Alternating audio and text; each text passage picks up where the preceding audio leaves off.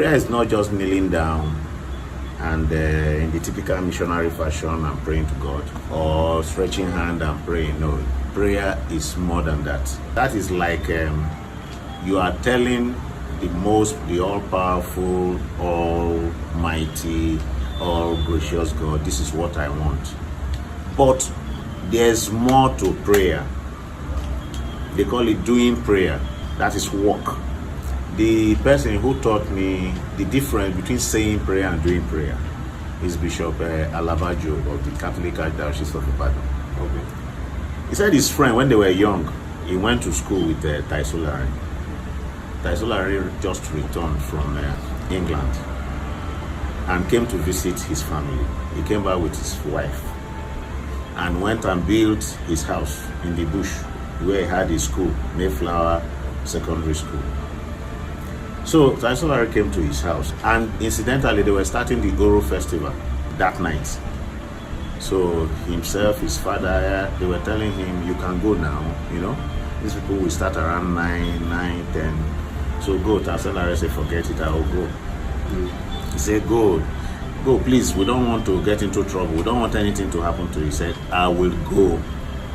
Taisolari refused to go until they started the Oro Festival at about 11, and they felt he was going to stay over, and they relaxed.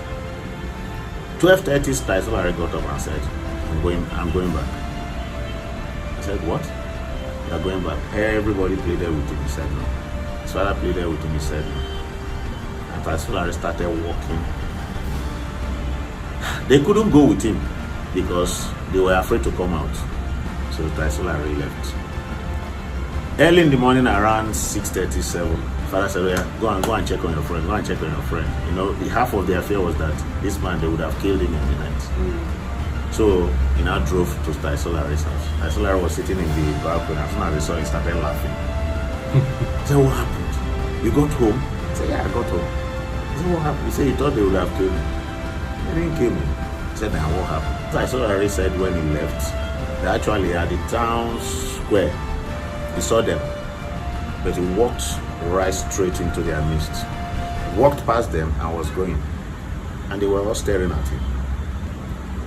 He said till he got to his house, nobody called him, nobody said come back, nobody said anything. They were just staring at him. He said, do you know what that is? That is doing prayer. He said a lot of Christians pray, but they don't put it into action. We say faith. Some of us don't even know what that means. Faith in action, that's what we're saying. And faith in action is taking action, walking. That's faith in action. He said, do you teach your children to pray? Yes.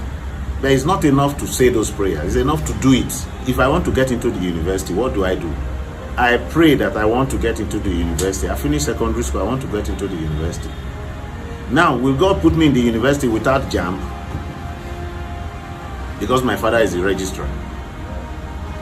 It doesn't work that way. You must take JAMB. So those are the actions you should take towards your getting into the university. There's work to be done.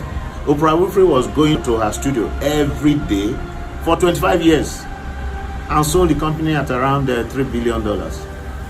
That is the fruit of 25 years of diligence working. How many people can do that? So Oprah Winfrey, she was a Negro in a racist environment as at that time. She started when no other black person was doing it. But she broke all the boundaries because she was diligent, she was dedicated, she was working. Now you don't want to put in that kind of work and you're expecting big results. How will it come?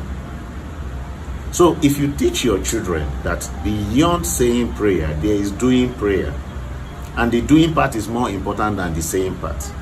That is why you see that people who don't go to church are very successful. And you wonder, God, why are they so successful and I am not? Because you spend all the time in the church. They spend the time in the factory. Elon Musk told one story. He said when he started Tesla, he was sleeping on the floor. And the man asked him, why are you doing that? He said because he wants them, when they come in the morning, the factory workers, the first person they see is him sleeping under his desk. I mean, that he doesn't say anything. He just goes out to have his bath, brush his teeth, come back to sit on his desk. Say he was doing that for over 2 years. Why was that necessary? He could have stayed in the best hotels. But why was he doing that? Because he wanted to create a company culture.